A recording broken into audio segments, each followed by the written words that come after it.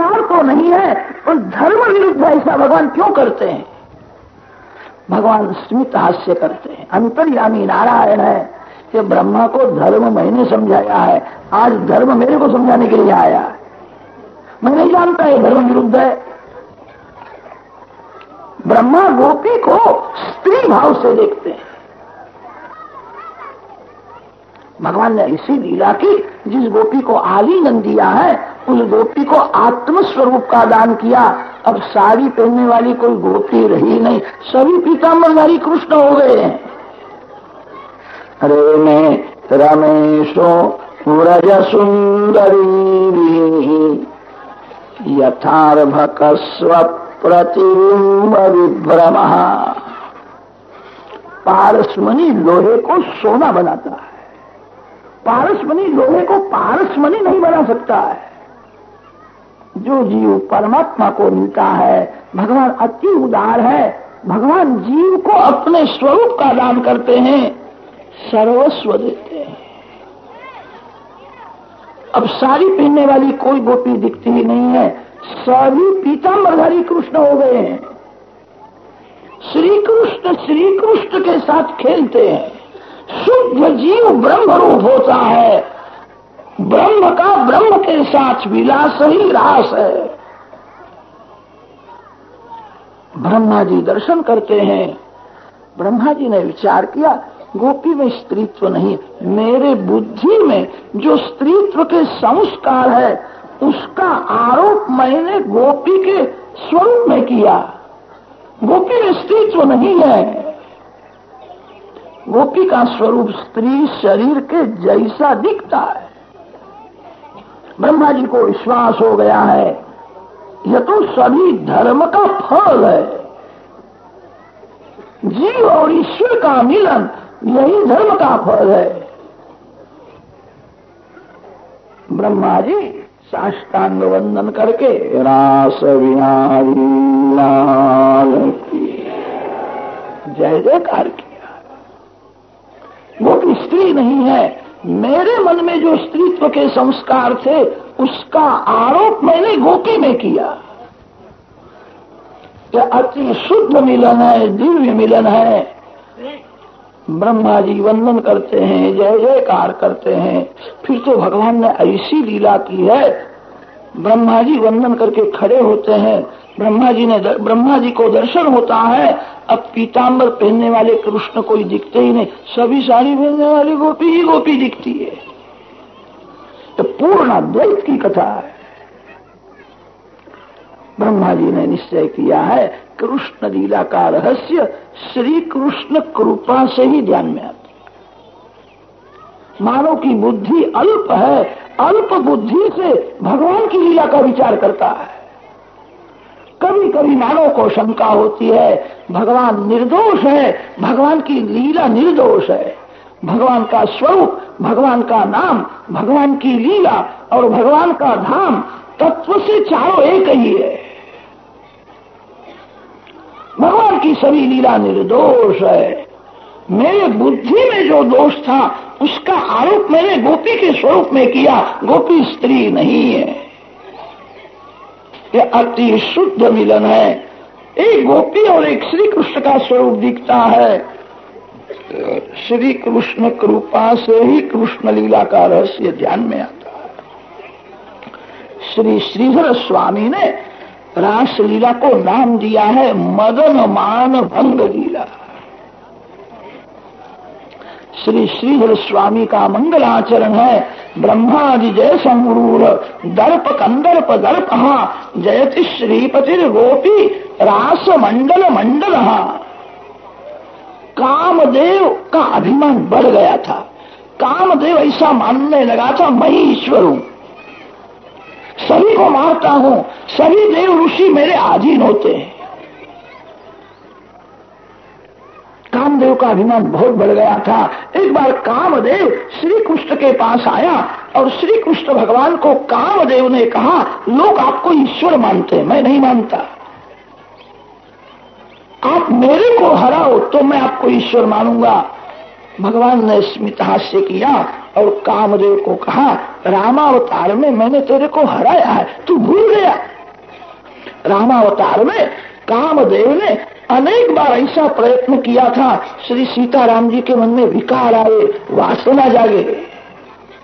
अनेक बार कामदेव बाण मारता है, राम जी की जो सेवा करता है, राम नाम का जप करता है, वो कामाधीन नहीं होता। सीताराम जी को काम क्या कर सकता है? रामावतार में तेरे को मैंने हराया है,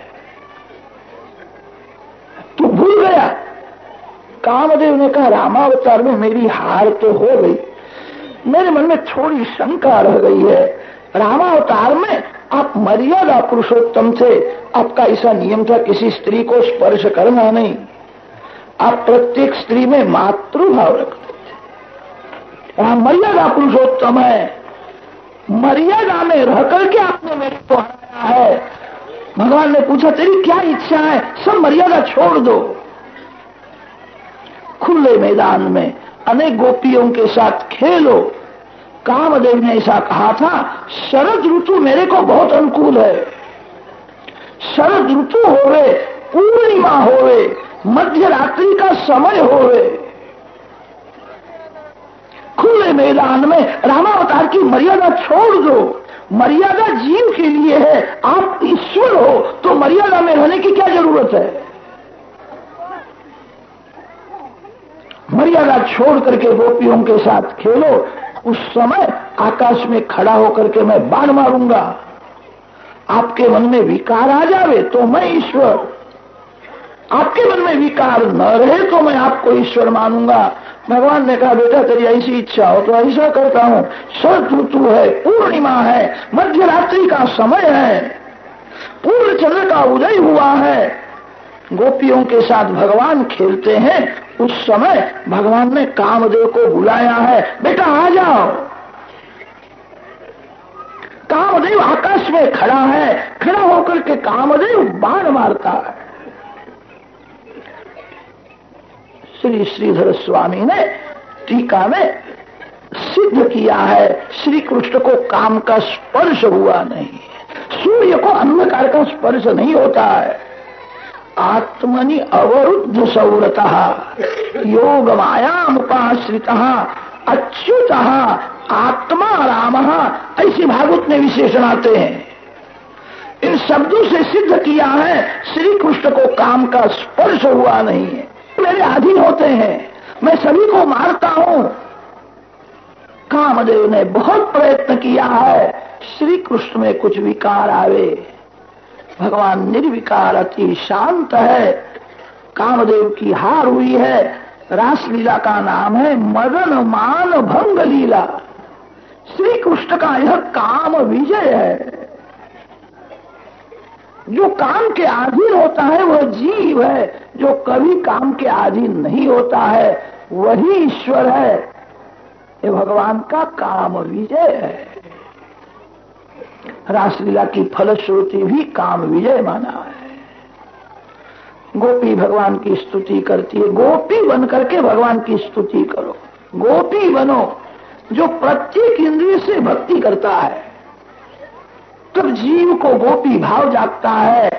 गोपी स्तुति करती है, भगवान प्रकट होते हैं। रासलीला का फल है काम विजय।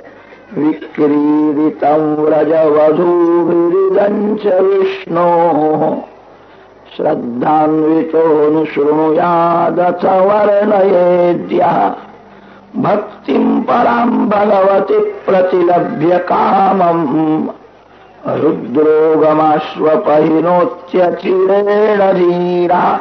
कामम रुद्रोगम आशु अपहिनोति।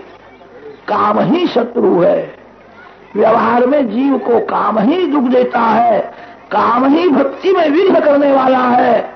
श्री कृष्ण का यह काम विजय है। बहुत से संतों का ऐसा नियम होता है, रात्रि में 10 बजे के बाद स्नान करते हैं। रात्रि में ही काम मारने के लिए आता है। गोपाल जी की प्रेम से पूजा करते हैं, रासलीला का पाठ करते हुए भगवान के साथ सो जाते हैं। रासलीला का जो श्रवण मनन करेगा वह धीरे धीरे काम के ऊपर विजय प्राप्त कर सकता है। ये श्री कृष्ण का काम विजय है। रासलीला का थोड़ा भावार्थ वर्णन किया है।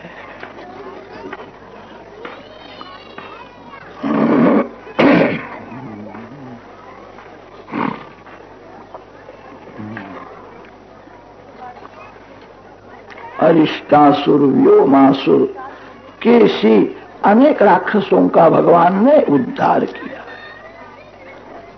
एक बार ऐसा हुआ, नारद जी महाराज कंस राजा के घर में गए। नारद जी ने कंस राजा को समझाया, अभी मेरे को खबर मिली है, मैं खास तेरे को कहने के लिए आया हूं। मैंने ऐसा सुना है, गोकुल में जिसको लोग कन्हैया कन्हैया कहते हैं वो यशोदा जी का पुत्र नहीं है, वही देवकी का 8वां है। यही तेरा काल है। ये वसुदेव ने धोखा दिया, अपना पुत्र को लेकर के गोकुल में गए, यशोदा जी के गाड़ी में अपना पुत्र को रखा। यशोदा जी के यहाँ जो कन्या हुई थी वह ले आए और तेरे को वो कन्या दी जो बड़ी देवी हुई थी। वसुदेव ने कपट किया है। श्री कृष्ण ही तेरा काल है।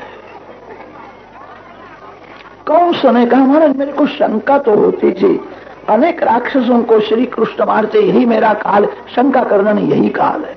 वसुदेव ने धोखा दिया है। कंस को क्रोध आया है, वसुदेव ने कपट किया, मैं वसुदेव को मार डालूंगा। वसुदेव जी को मारने के लिए तैयार हुआ है। नारद जी महाराज को जलाना आता है और बुझाना भी आता है।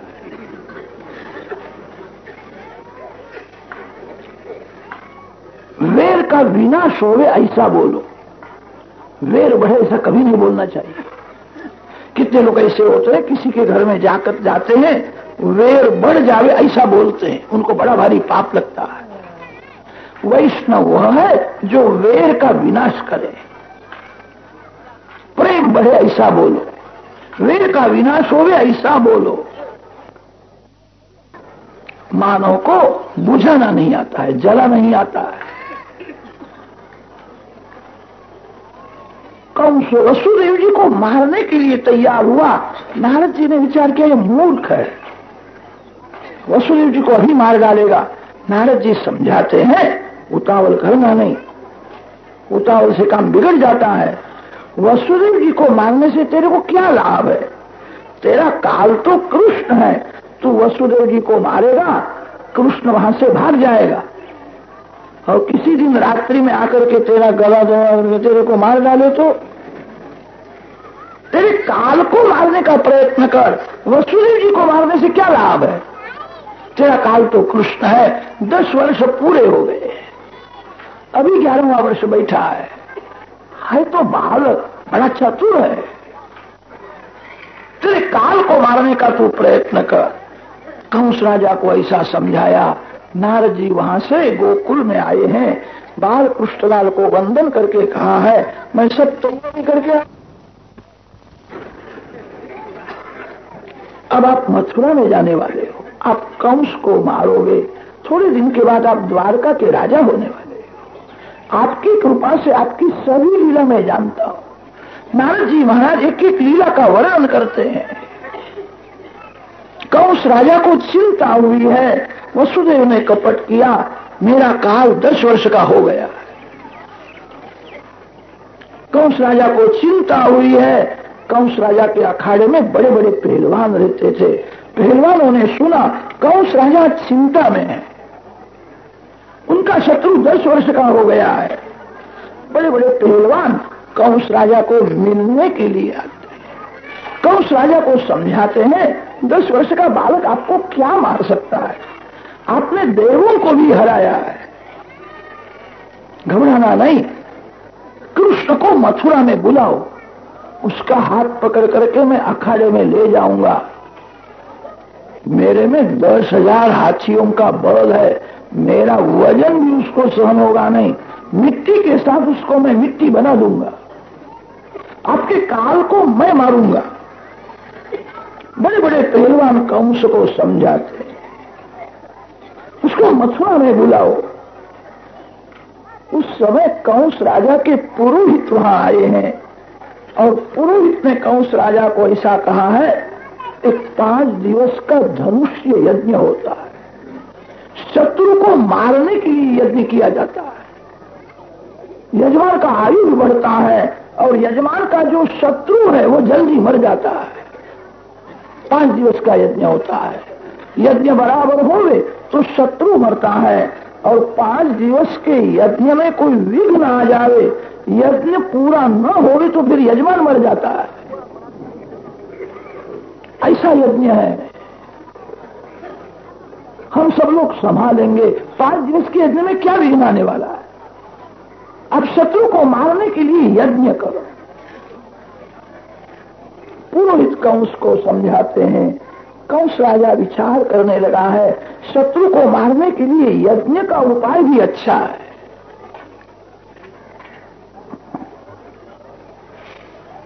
यज्ञ का दर्शन करने के लिए मैं नंद जी को निमंत्रण दूंगा। नंद जी रामकृष्ण दोनों बालकों को लेकर के मथुरा में आवेंगे, मेरे पहलवान मेरे काल को मार डालेंगे।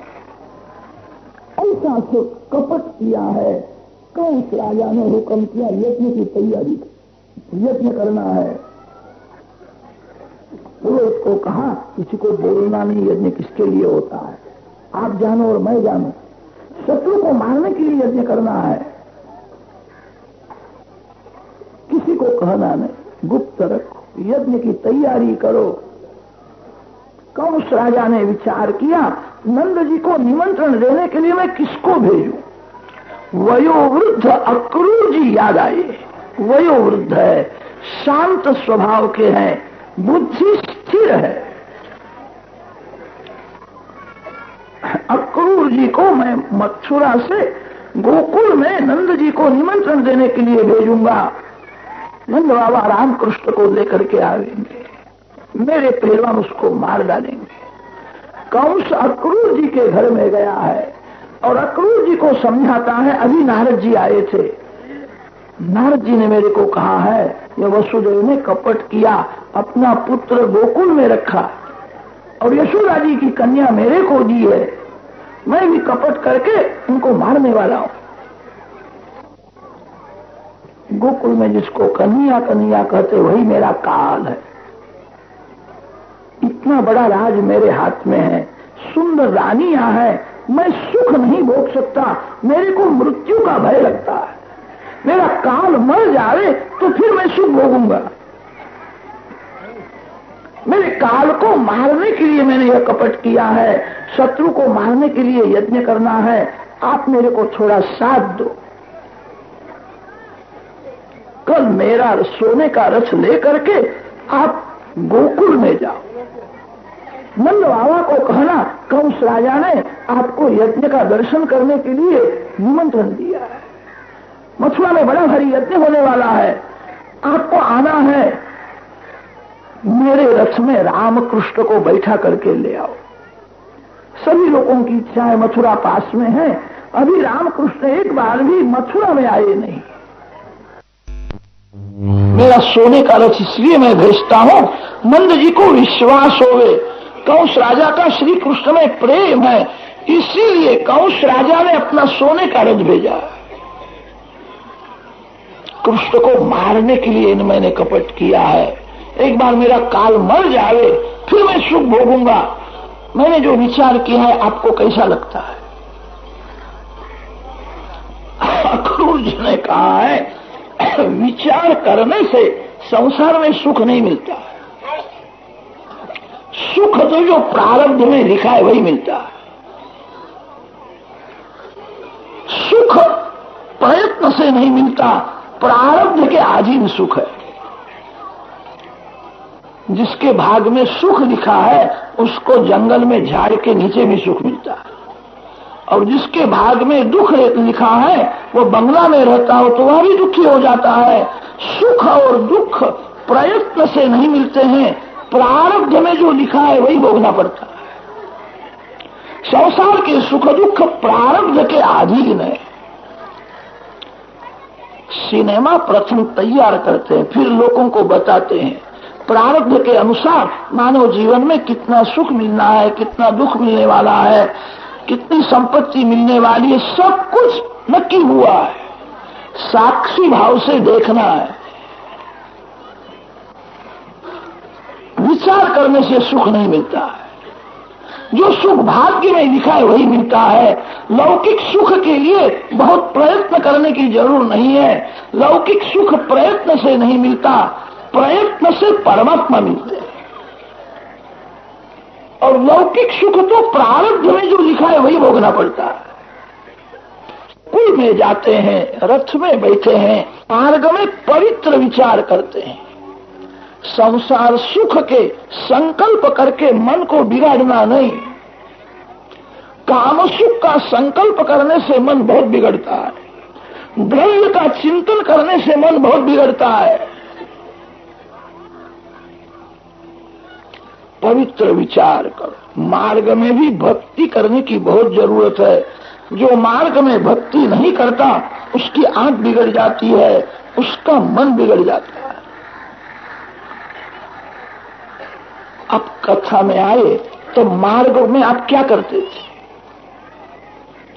कितने लोगों को तो ऐसी खराब आदत होती है, एक एक का मुख देखते हैं, ये काला है कि गोरा है, इसके कपड़े कैसे हैं। किसी के कपड़े देखने से, मुख देखने से क्या लाभ है? जैसा मेरा शरीर है वैसा ही सभी का शरीर है। शरीर को क्षय रोग लगा है। शीर्यते इति शरीरम, अभी जो सुंदर दिखता है वो थोड़े समय में ही बिगड़ने वाला है। मार्ग में जो भगवान की भक्ति नहीं करता उसका मन बिगड़ जाता है। जो मार्ग में भगवान को भूल जाता है वो पाप करता है। मार्ग में भक्ति करने की बहुत जरूरत है। गच्छन् पश्चिमा भावो भगवती अम्बुजे क्षणे भक्तिं पराम उपगतः एवमेतदचिन्तयत। खराब विचार करके मन को बिगाड़ना नहीं। पवित्र विचार करो, मन को सुमन बनाओ। शिवो न सुमना भवा। खराब विचार करने से मन बिगड़ता है, जीवन बिगड़ता है। अक्रूर जी मार्ग में भगवान का स्मरण करते हुए चलते हैं। भगवान ने मेरे को बुलाया है, मैं आज तक गोकुल में गया नहीं, भगवान की मेरे ऊपर कृपा हुई है, इसलिए आज मैं गोकुल में जाता हूँ। आज मेरे को गोपाल कृष्ण का दर्शन होने वाला है। मेरे जैसे कामी को श्री कृष्ण का दर्शन नहीं होता है। भगवान ने कृपा करके मेरे को याद किया है, मेरे को बुलाया है।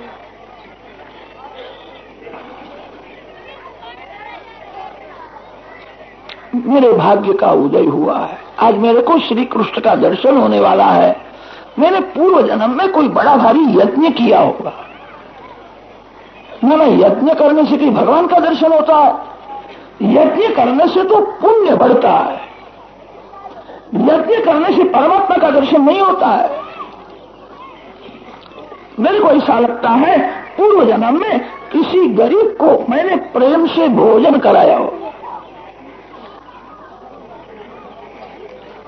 भोजन कराने से, अन्नदान करने से भगवान मिलते हैं। जो अन्नदान करता है वो कभी भूखा नहीं रहता है।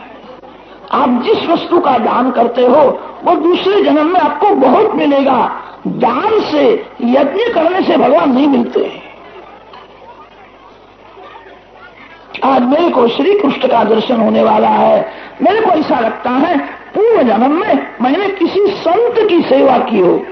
संत ने मेरे को आशीर्वाद दिया है।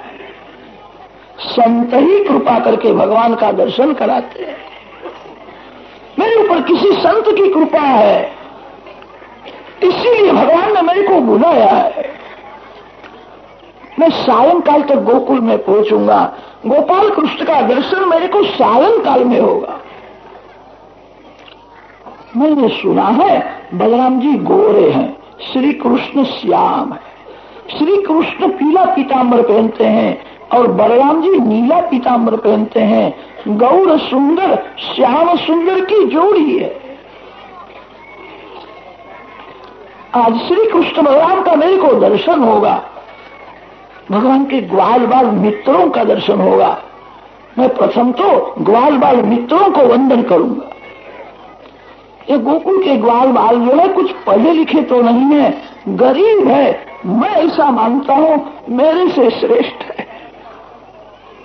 श्रेष्ठ वह है जो भगवान के साथ खेलता है, जो परमात्मा के साथ प्रेम करता है, वही श्रेष्ठ है। मलमूत्र से भरे हुए शरीर के साथ खेलने में जो सुख समझता है वह कनिष्ठ है। ये ग्वाल बाल कुछ पढ़े लिखे तो नहीं है, परमात्मा के साथ खेलते हैं। मैं उनको वंदन करूंगा, फिर मैं बलराम जी को वंदन करूंगा, फिर श्री कृष्ण भगवान को साष्टांग प्रणाम करूंगा। भगवान को मैं कहना है, ये पापी जीव शरण में आया, हजारों वर्ष हो गए, ये जीव आपसे अलग हुआ है, कृपानाथ कृपा करो, एक बार मेरे को नजर दो, भगवान की मेरे ऊपर नजर पड़े। मैं जब वंदन करूंगा तो भगवान मेरे को देखे तो अच्छा है। भगवान को खबर पड़नी चाहिए इस जीव को किए हुए पाप के लिए पश्चाताप हुआ है, ये जीव मेरे को शरण में आया है। मैं वंदन करूं तो भगवान की मेरे ऊपर नजर पड़ेगी। भगवान तो बहुत प्रेम करते हैं। मेरे को तो ऐसा लगता है श्री कृष्ण अपना हाथ मेरे मस्तक ऊपर रख देंगे।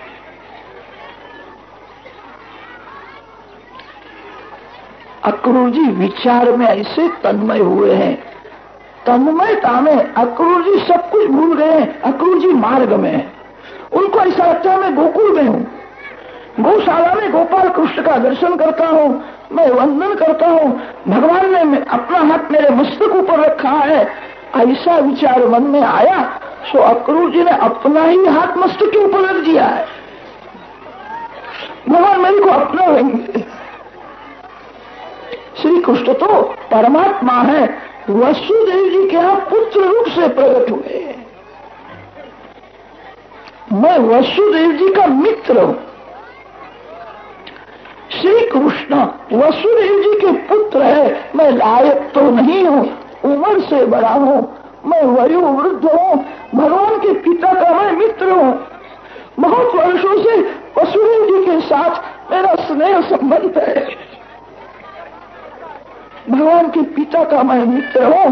मेरे को ऐसा लगता है भगवान कभी मेरा नाम लेकर के मेरे को नहीं बुलाएंगे। मैं वृद्ध हूं, मेरे को काका जी कहेंगे। जब भगवान मेरे को काका जी कहेंगे तो मेरे को बहुत आनंद होगा कि जीव को मान की भूख है। जगत में बहुत मान मिलने से यह भूख शांत नहीं होती है। भगवान जिसको मान देते हैं, लोग आपको मान देवे तो राजी होना नहीं, कदाच कोई अपमान करे तो हृदय को जलाना नहीं। मान और अपमान दोनों धूल है। जगत सत्य नहीं है तो जगत में मिला हुआ मान कैसा सत्य हो सकता है? मान मिथ्या है और अपमान भी मिथ्या है। कितने लोग तो ऐसे होते हैं प्रत्यक्ष में मान देते हैं, प्रत्यक्ष में प्रशंसा करते हैं, वे ही पीछे से निंदा भी करते हैं। मान और अपमान में मन को शांत रखना है। भगवान जिसको मान देते हैं उसी का मान कायम टिकता है। आज भगवान कृपा करके मेरे को अपना लेंगे ऐसा लगता है। मेरा नाम लेकर के नहीं बोलेंगे, मेरे को काका जी कहेंगे। एक बार मेरे को काका जी कहें तो मेरा मरण सुधरेगा। मेरी वृद्धावस्था है, अब ये शरीर बहुत दिन तक नहीं रहेगा।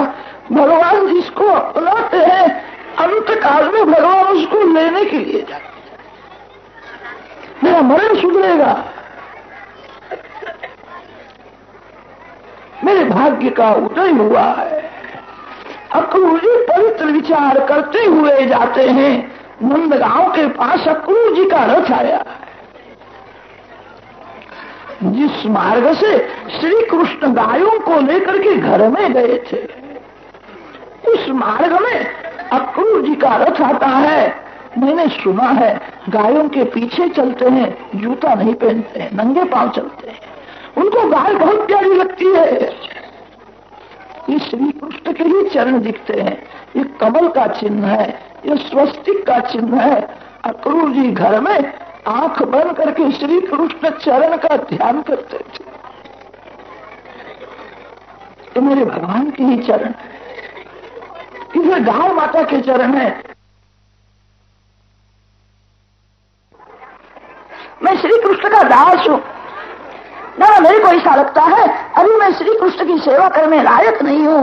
श्री कृष्ण की सेवा स्मरण करने वाले भक्तों का मैं नौकर हूं, मैं दासानुदास हूं। मेरे मालिक तो नंगे पांव चलते हुए गए, अब मैं रथ में नहीं बैठूंगा, रथ में से कूद पड़े हैं, रज रज में लोट पोट हुए। ये श्री कृष्ण चरण की रज है। थोड़ी पागल के जैसी दशा हुई है। अति लोभी मानव पैसे के लिए पागल होता है, बहुत लोगों की खुशामद करता है, प्रशंसा करता है, जब पैसा हाथ में आता है। अति कामी जीव काम सुख भोगने के लिए पागल के जैसा हो जाता है, उसको देश काल का भी भान रहता नहीं है, पागल हुए बिना पैसा भी नहीं मिलता। पागल हुए बिना परमात्मा कैसे मिले? लोभी मानव पैसे के लिए पागल हो जाता है। अक्रूर जी का हृदय पिघला है, पागल के जैसी थोड़ी दशा हुई है। मैं अब यहां से साष्टांग प्रणाम करता हुआ जाऊंगा। अक्रूर जी को याद आता है, यौवन में मैं अति कामी था, जवानी में मेरा जीवन अति विलासी था। मेरे जैसे विलासी को भगवान का दर्शन नहीं होगा। मैं आता हूं, खबर पड़े तो भगवान कदाच दूर जावे तो मेरे लिए भगवान जो कुछ करे योग्य है। याद आता है मैं अति कामी था, मैंने यौवन में पाप किया है। रोने लगे, मार्ग में बैठ जाते। याद आता है जवानी में मेरा जीवन अच्छा नहीं था। न अब तो बहुत दिन हो गए, मैंने संयम रखा है, मैंने जवानी में पाप किया है, मेरे भगवान भूल गए, इसलिए भगवान ने मेरे को बुलाया है। जीव पाप करता है, भगवान भूल जाते हैं। भगवान अति उदार है, मेरे भगवान का नाम ही पतित पावन है। मेरे जैसे पापी को न अपनावे तो उनको पतित पावन कौन कहेगा? मैंने जीवन में पाप तो किया है, मेरे भगवान भूल गए हैं, मेरे को बुलाया है, अब मेरे को दर्शन होने वाला है। बहुत वर्षों से मैं अब संयम रखता हूँ, मैं प्रातः काल में ध्यान करता हूँ, प्रेम से नारायण की पूजा करता हूँ।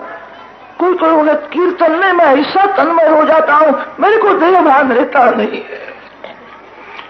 जवानी में तो मैंने पाप किया है, मेरे को किए हुए पाप के लिए पश्चाताप हुआ है। बहुत वर्षों से मैं भक्ति करता हूँ, भगवान कृपा करेंगे, मेरे को दर्शन होगा, ऐसा विचार मन में आता है तो आनंद होता है।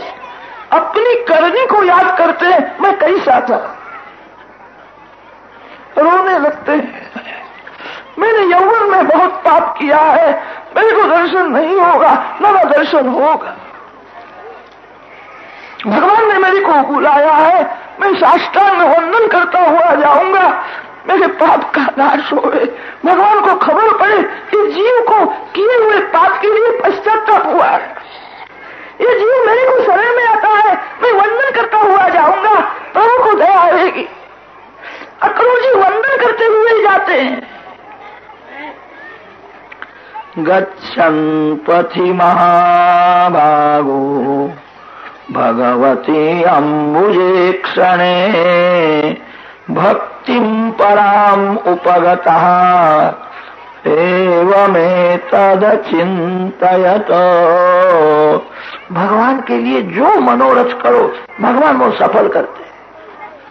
अक्रूर जी ने संकल्प किया था गौशाला में गोपाल कृष्ण का मेरे को दर्शन हो। मैंने सुना है बहुत प्यार करते हैं, तब गाय दूध देती है। गाय श्री कृष्ण के लिए दूध देती है, उनको गाय बहुत प्यारी लगती है। गौशाला में मेरे को दर्शन होगा, ऐसा अक्रूर जी ने विचार किया था, वैसा ही हुआ।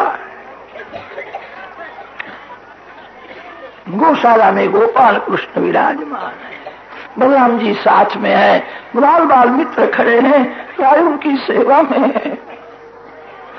अक्रूर जी को श्री कृष्ण दर्शन हुआ है, श्री कृष्ण दर्शन में हृदय पिघला है। अक्रूर जी ने मार्ग में विचार किया था मैं गोवालों को वंदन करूंगा, फिर मैं भगवान को कहूंगा ये पापी जीव शरण में आया है। श्री कृष्ण दर्शन में हृदय पिघला है, गला भर गया है, मुख में से एक शब्द भी निकला है, सब कुछ भूल गए।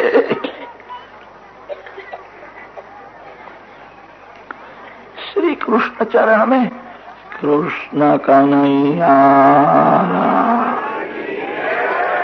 साष्टांग प्रणाम किया है। भगवान को दया आई है, इस जीव को किए हुए पाप के लिए पश्चाताप हुआ है, अब मेरा होने के लिए आया है, इसको संसार का अनुभव हो गया है। भगवान की नजर पड़ती है, जीव अभिमान छोड़ करके जब शरण में आता है तो भगवान उसको देखते हैं। भगवान की नजर पड़ी है। अक्रूर जी ने संकल्प किया था भगवान अपना हाथ मेरे मस्तक ऊपर रखेंगे, आज ऐसा ही हुआ। भगवान ने अपना हाथ अक्रूर जी के मस्तक ऊपर रखा। भगवान का वरदस्त जब मस्तक ऊपर आया, मेरे को अपनाया है, अब मैं भगवान का हो गया, आनंद हुआ है। भगवान ने कहा उठो उठो। अक्रूर जी विचार करने मेरे को अभी काका जी नहीं कहते, उठो उठो ही कहते, मैं उनके पिता का मित्र हूँ, एक बार मेरे को काका जी के, मेरा मरण सुधरेगा, प्रभु के पास कुछ मांगना नहीं है, कोई सुख भोगना नहीं है, मेरी वृद्धावस्था है, मरण समीप में है, एक बार भगवान मेरे को अपनावे तो मेरा मरण मंगलमय हो जाएगा। भगवान जिसको अपनाते हैं उसको अंत काल में लेने के लिए जाते हैं। भगवान कहते उठो उठो। अक्रूर जी विचार करते उठो उठो ही बोलते, अभी काका जी नहीं बोलते। मेरे भगवान मेरी इच्छा पूर्ण न करे तो दूसरा कौन करेगा। भगवान मेरे को काका जी न कहे तब तक मेरे को उठना नहीं है, रात भर में यही पड़ा रहूंगा, मैं पानी भी नहीं पीऊंगा। भगवान मेरे को अपना भी तो उठूंगा। अंतर्यामी समझ गए हैं, उसकी बहुत इच्छा है मैं उसको काका जी कहूं। काका कहने में मेरा क्या जाता है, मैं तो सभी का बालक हूँ, मैं सभी का बाप हूँ और सभी का दादा भी मैं ही लगता हूँ। जीव जिस भाव से भगवान के साथ प्रेम करता है उस भाव के अनुसार भगवान भी प्रेम करते हैं। अक्रूर जी की बहुत इच्छा है मैं वसुदेव जी का मित्र हूँ, मैं वयोवृद्ध हूँ। भगवान एक बार मेरे को काका जी के मस्तक के ऊपर हाथ रखा है और भगवान ने कहा काका जी उठो। आनंद हुआ, मेरे को अपनाया। अब अंत काल में भगवान मेरे को लेने के लिए आवे। भगवान जिसको अपनाते हैं उसको भगवान लेने के लिए जाते हैं। अक्रूर जी खड़े हुए हैं, भगवान ने अक्रूर जी को आलिंगन दिया है। कोई भी जीव भगवान के सन्मुख जब प्रथम आता है तब भगवान को भी आनंद होता है। मेरा अंश जो मेरे से अलग हुआ था आज मेरे को मिलने के लिए आया है। ले गए हैं, नंद जी ने स्वागत किया है, स्नान हुआ, अक्रूर जी का भोजन हुआ है। फिर तो अक्रूर जी गादी में बैठे हैं, नंद बाबा कुशल समाचार पूछते हैं। यादव सब आनंद में तो है, एक एक का नाम लेकर के कुशल पूछा है। अक्रूर जी ने कहा सभी आनंद में है, आपको सब लोग बहुत याद करते हैं, बहुत दिन दिन हो गए आप मथुरा में आए नहीं हो। कल से कंस महाराज एक बड़ा भारी यज्ञ करने वाले, कंस राजा की आज्ञा से मैं आया हूं, आपको यज्ञ का दर्शन करने के लिए मथुरा में आना, मैं निमंत्रण देने के लिए आया हूं। सभी की इच्छा है, कंस राजा की भी इच्छा है। श्री कृष्ण बलराम 10 वर्ष के हो गए हैं, मथुरा पास में है, अभी एक बार भी मथुरा में आए नहीं है। सभी लोगों को देखने की बहुत इच्छा है। कंस राजा ने तो कन्हैया के लिए अपना सोने का रथ भेजा।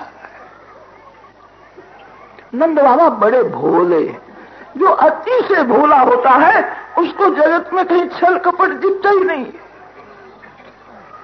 कंस ने रथ तो भेजा है, कपट से भेजा है। नंद जी कंस का कपट समझ सके नहीं, मेरे कन्हैया के लिए रथ भेजा, कन्हैया के लिए। नंद बाबा को आनंद हुआ है। मेरे को एक ब्राह्मण ने कहा था, कन्हैया की जन्मपत्री देख करके कहा था, आपका कन्हैया नंगे पांव गायों के पीछे चलता है, उसके ग्रह बहुत अच्छे हैं, 10 वर्ष पूरे हो जाएंगे फिर राजयोग का आरंभ होता है, फिर वो गायों के पीछे नहीं चलेगा, आपके घर में कोई वाहन लेकर के आएगा, फिर कन्हैया राजा होने वाला है। मेरे को एक ब्राह्मण ने कहा था, कंस राजा ने कन्हैया के लिए रथ भेजा है, तो मेरा कन्हैया रथ में बैठेगा। नंद जी को आनंद हुआ है। नंद बाबा ने कहा है, मेरी भी बहुत दिन की ऐसी इच्छा थी कि कन्हैया को एक बार मैं मथुरा ले जाऊं, मथुरा बताऊं। आप निमंत्रण देने के लिए आए, अच्छा हुआ। मैं तो गाड़ी में बैठ करके आऊंगा, मेरे दोनों बालकों को रथ में बैठा। कल हम आवे, मथुरा में जाने की तैयारी होने लगी है। ग्वाल बाल मित्रों ने जब सुना है कन्हैया तो कल मथुरा में जाने वाला है, बालक नंद बाबा के पास आते हैं। नंद जी को कहने लगे, बाबा मैं साथ में आऊंगा, मेरे को आना है, कन्हैया के बिना मैं नहीं रह सकता। बाबा अकेला कन्हैया जावे तो उसको कौन संभालेगा, उसका हाथ पकड़ करके मैं चलूंगा। बाबा कन्हैया से मैं 4 वर्ष बड़ा हूं, मैं कन्हैया को संभालूंगा। जो जगत को संभालता है उसको ये ब्रजवासी प्रेम से संभालता। बाबा मैं कन्हैया के बिना नहीं रह सकता, मेरे को आना है, आप ना बोलना नहीं, मैं आऊंगा। नंद जी ने कहा, घर में जाओ, माता पिता की आज्ञा होवे तो आना। बालक घर में गए हैं, माँ को पूछते हैं, मैया कल कन्हैया को मथुरा में जाने वाला है, मेरे को जाना है। माँ ने कहा, बेटा कन्हैया को संभालना गोकुल गांव का प्राण है, कन्हैया से तो हमारी शोभा है, भैया मैं कन्हैया के लिए ही जाता हूँ। बालक दौड़ते हुए आए हैं। नंद जी को कहा, बाबा मेरी मैया ने मेरे को कहा है जाना, मैं आऊंगा। नंद बाबा समझाते हैं, कल प्रातः काल में तैयार होकर के जल्दी आना, हम सब लोग गाड़ी में बैठ करके आगे जाएंगे, 12 बजे तक मथुरा में पहुंच जाएंगे। वहां जाने के बाद भोजन करेंगे। कन्हैया तो कल घर में भोजन करके रथ में बैठने वाला, रथ में बैठ करके पीछे से आवेगा। ग्वाल बाल मित्रों का शुद्ध प्रेम था। बालकों ने कहा, बाबा मेरे को रथ में बैठने की इच्छा नहीं है, मेरा कन्हैया रथ में बैठे वो देखने की बहुत इच्छा। कन्हैया क्या रथ निकलेगा, रथ के पीछे पीछे मैं दौड़ता हुआ। नंद जी समझाते हैं, ऐसा नहीं, हम लोग गाड़ी में बैठ करके जाएंगे, आगे जाएंगे, कन्हैया रथ में बैठ करके पीछे से आवेगा। मथुरा में जाने की तैयारी होने लगी है। सभी को तो आनंद है। यशोदा मैया ने जब सुना कन्हैया कल जाने वाला है, माँ को बहुत दुख हुआ है। यशोदा मैया की इच्छा है कन्हैया मेरे आंख से कभी दूर न जाए।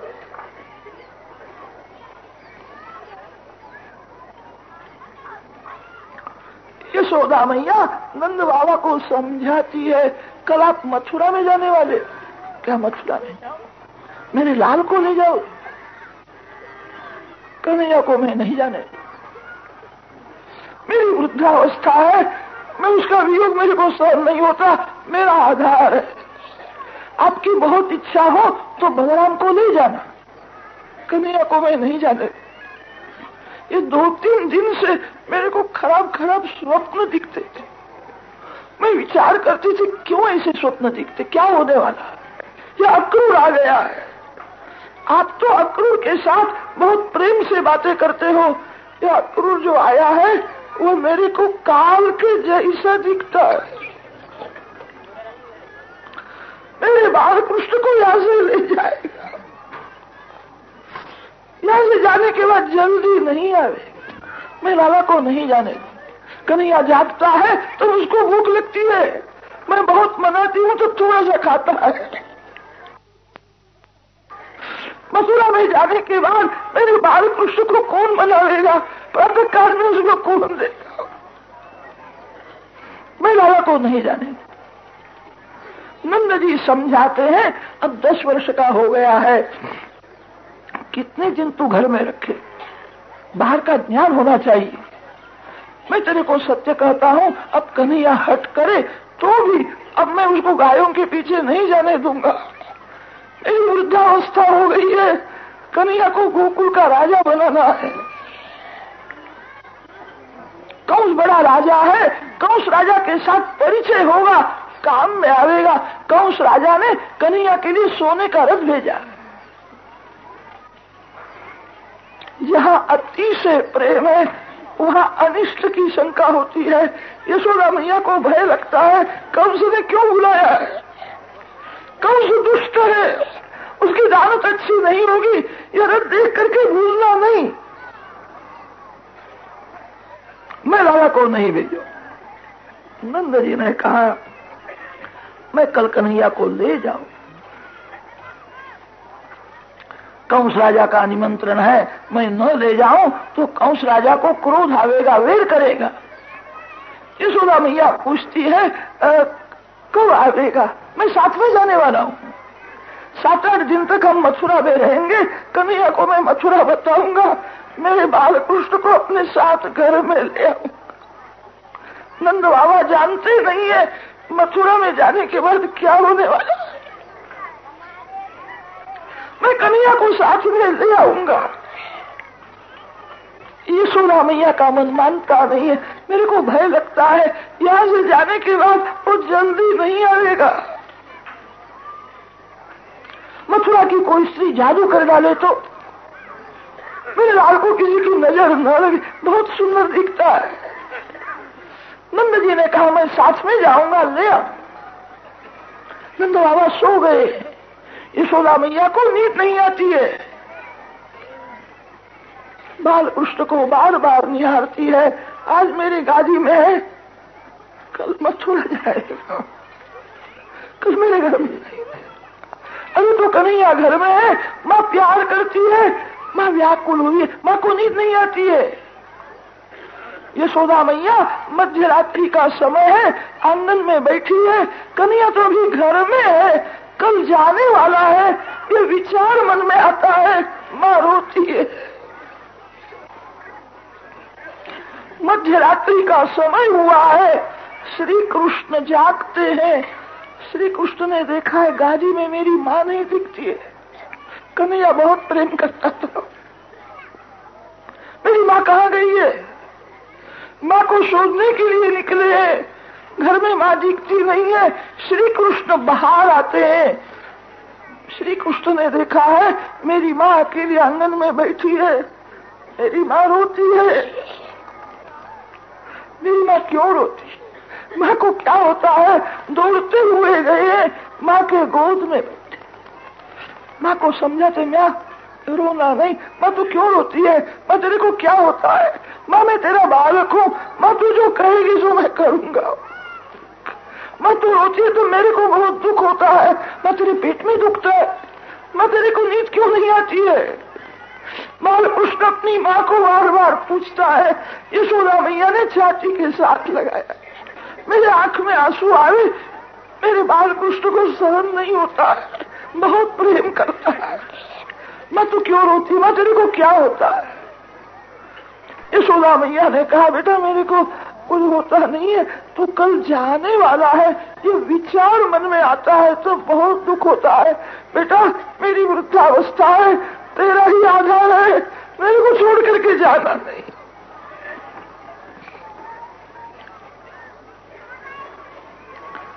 छाती के साथ बालकृष्ण अपनी माँ को समझाते, मैया रोना नहीं, मेरे को जाने की इच्छा तो नहीं है, नंद बाबा की आज्ञा है इसलिए मेरे को जाना पड़ता है, मैं न जाऊं तो नंद बाबा को बुरा लगेगा। भैया मैं कल जाऊंगा, माँ तेरे बिना मैं नहीं रह सकता, मैं आऊंगा, मैं आने वाला हूं। श्री कृष्ण ने जब कहा मैं आऊंगा तो माँ को आनंद हुआ है, मेरा बालक जो बोलता है वो सत्य करता आने वाला है। माँ को आनंद हुआ, आनंद में माँ पूछना भूल गई, माँ ने पूछा नहीं तो कब आवेगा। बाल कृष्ण ने कोई दिवस बताया नहीं है, इतना ही कहा है मैं आऊंगा, कोई दिवस बताया नहीं, माँ ने पूछा भी नहीं है। माँ को आनंद हुआ कन्हैया आने वाला है, कन्हैया आने वाला है। इस आशा से व्रजवासी जीवित रहे, कन्हैया आने वाला है। किसी मानव की आशा रखना नहीं, भगवान की आशा छोड़ना नहीं। किसी भी मानव की आशा रखना महान दुख है, भगवान की आशा रखना महान सुख है। भगवान के भक्त आशा से ही सतत भक्ति करते हैं, कभी कृपा करेंगे, कभी दर्शन होगा, भगवान कृपा करके मेरे को अपना लेगा। भगवान की आशा कभी छोड़ना नहीं। कन्हैया आने वाला है, माँ ने विचार किया अकेला कन्हैया सोने वाला नहीं है, चल बेटा हम दोनों सो जाए। माँ को नींद तो नहीं आती है, बाल कृष्ण को समझाने के लिए माँ आंख बंद करती, बाल कृष्ण को छाती के साथ लगाया है। आज श्री कृष्ण ने माँ के हृदय में प्रवेश किया। मथुरा में वसुदेव देवकी श्री कृष्ण दर्शन के लिए अतिशय आतुर हुए और वसुदेव देवकी को श्री कृष्ण दर्शन न होवे तो प्राण निकलने की तैयारी हुई। इसीलिए मथुरा में जाने वाले हैं, माँ के हृदय में प्रवेश किया। प्रातः काल में यशोदा मैया श्री कृष्ण बलराम को जगाती है, श्री अंग में सुगंधी तेल लगाया है, मांगलिक स्नान कराया है, पीतांबर पहना है। आज यशोदा मैया अपने बाल कृष्ण का अंतिम श्रृंगार करने के लिए बैठी, श्रृंगार करती है, आंख में आंसू आते हैं, यह मनोहर मुख में कब देखूंगा, कन्हैया मेरे को माँ माँ कब कहेगा। लाला ने देखा है मेरी माँ रोती है, श्री कृष्ण के आंख में आंसू है। यशोदा माँ ने देखा है मैं रोती हूँ तब कन्हैया भी रोने लगता है, मैं रोती हूँ तो लाला को बहुत दुख होता है, उसके सामने मेरे को रोना नहीं है। अब दरवाजा बंद करके एकांत में रो, उसके सामने रोने से उसको दुख होता है। माँ ने दुख का वेग दबाया।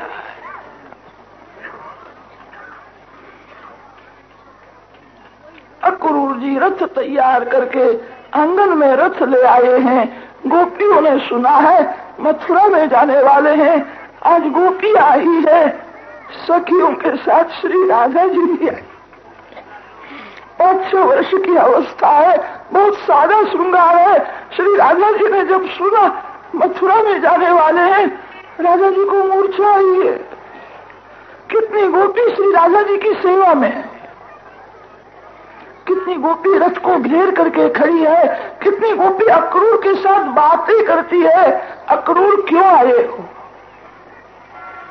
अक्रूर हमारे गोकुल गांव का विनाश करने के लिए आए। अक्रूर मैं तेरे को सत्य कहती हूँ, कन्हैया का दर्शन न होवे तो गाय पानी भी नहीं पीती, घास नहीं खाती है, गायों का तेरे को शाप लगेगा। अक्रूर एक क्षण श्री कृष्ण का वियोग मेरे से सहन नहीं होता, मेरे को मारने के लिए तू आया? अरे सखी, किसने इसका नाम अक्रूर रखा है? इसको जरा भी दया नहीं है, कैसा क्रूर है। अक्रूर जी की नजर धरती में हाथ जोड़ करके खड़े। इन लोगों का प्रेम सच्चा है सर, इनका मेरे को शाप न लगे, मैं नहीं जाने दूं।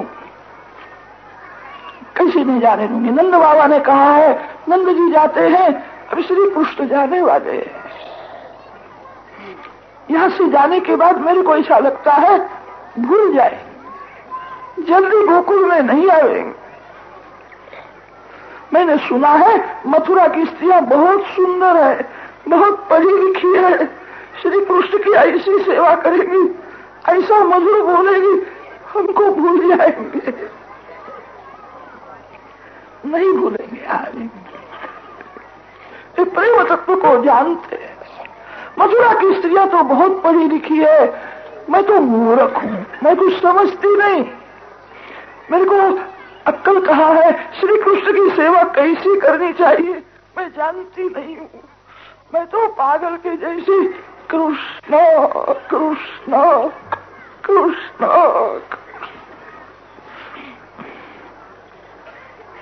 जब करती हूँ मैं रोती हूँ, मैं मूर्ख हूँ, मैं कुछ समझती नहीं। मथुरा की स्त्रियां तो बहुत पढ़ी लिखी है, ऐसी सेवा करेगी, ऐसा मधुर मधुर बोलेगी, मेरे को भूल जाए। ना ना, नहीं भूलेंगे। आवे गोपी प्रेम का कौन वर्णन कर सकता है?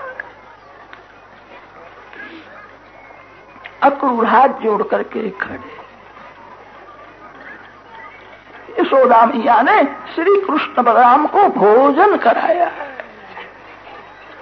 श्री कृष्ण बलराम बाहर आते हैं, श्री कृष्ण ने देखा है श्री राधा जी मूर्छा में पड़ी। श्री राधा जी के मस्तक ऊपर हाथ रखा है, श्री राधा जी के कान में कहा है, श्री राधे। तू और मैं, हम दोनों एक ही है। श्री राधा ही श्री कृष्ण है, श्री कृष्ण ही श्री राधा है। लीला करने के लिए दो स्वरूप प्रकट किए, दोनों एक ही है। आज मेरा देश दुखी हुआ है, दुष्ट राजा प्रजा को बहुत त्रास देते हैं, इसलिए मेरे को मथुरा में जाना पड़ता। श्री राधे, मैंने अपने प्राण तेरे में रखे हैं, मेरे प्राण को संभालना। मैं आऊंगा, मैं तेरे को क्या दूं? ये बांसुरी मेरे को प्राण से प्यारी लगती है। राधा जी के हाथ में बांसुरी। श्री राधे, आज से मैं बांसुरी नहीं बजाऊंगा, मैं तो मेरी प्यारी गायों को, गोपियों को, श्री राधा जी को प्रसन्न करने के लिए बांसुरी बजाता था, नाचता था, खेलता था। आज मेरा दिल दुखी हुआ है, इसलिए मेरे को मथुरा में जाना पड़ता है। आज से मैं बांसुरी नहीं बजाऊंगा, मथुरा में जाने के बाद मैं शंख बजाऊं। बांसुरी श्री राधा जी के हाथ में दी है। श्री राधा जी को कहा है, श्री राधे तू जब बांसुरी बजाएगी मैं दौड़ता हुआ आऊंगा, मेरे प्राण को संभालना। श्री राधा जी के अक्षर बोल सके नहीं। गोपियों को आश्वासन दिया है, मैं आने वाले हूँ, क्यों रोती हो? रोना नहीं, आंख में से आंसू निकले तो मेरे प्रयाण में अपशकुन हो जाता। भगवान की ऐसी आज्ञा हुई, आंख के आंसू को रोक करके खड़ी है, उनको अपशकुन न हो। मालिक को मनाती है, आपका ही आधार है, मेरा जीवन आपके लिए है, जल्दी आना। कोई गोपी बनाती है, मेरा ऐसा नियम है, प्रातः काल में माखन मिश्री में जब तक अर्पण नहीं करती तब तक पानी भी नहीं पीती। अब प्रातः काल में मेरे घर में आना, मैं माखन तैयार रखूंगी, मेरे सामने माखन खाना, फिर आप मथुरा जाना, मैं आपको ज्यादा नहीं रोकूंगी। कोई गोपी बनाती है, आपका वियोग मेरे को सहन नहीं होता है, आपको याद करके दिन भर में रोऊंगी। अब सायंकाल में जब आते हो तो मैं आरती करती हूँ, आरती के समय में 2 मिनट मेरे को दर्शन देना, मैं अपने हाथ से तिलक करूंगी, मैं आपकी आरती करूं, 2 मिनट मेरे को दर्शन दो, मेरे को आनंद होगा, मैं दुख को भूल जाऊं। आरती के समय में मेरे घर में आ। गोपियों के प्रेम का कौन वर्णन कर सकता है? सुखदेव जी महाराज कथा करते नहीं है, दर्शन करते हुए बोलते हैं। गोपियों को आश्वासन दिया है मैं आने वाला हूं। गोपियों को समझा करके श्री कृष्ण बलराम रथ में बैठे, रथ में विराजमान श्री कृष्ण का दर्शन करती है। हृदय में ऐसा प्रेम हुआ है, यह अंतिम दर्शन है, अब कब दर्शन होगा?